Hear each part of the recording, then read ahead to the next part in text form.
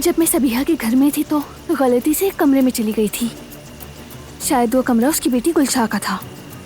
मुझे जाकर दोबारा देखना है। मगर क्यों? वो सब देखकर क्या करेंगी आप?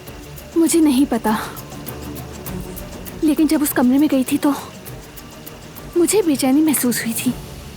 एक उदासी थी वहाँ, और वहाँ कोई तस्वीर भी नहीं थी। बहुत अजीब लगा। मगर इन सब में बारान साहब का क्या ताल्लुक है? ये सब मुझे वहाँ जाकर ही पता चल सकता है। आप ये सब छोड़ दें भाभी, वो औरत वैसे भी बहुत खतरनाक है। मुझे कुछ नहीं होगा, तुम बेफिक्र रहो। अब ये फाइल सबीहा को देकर उसका एतमाद हासिल करना है। मैंने देख लिया, इसमें ऐसी कोई भी चीज नहीं है जो बारान के लिए खतरनाक हो,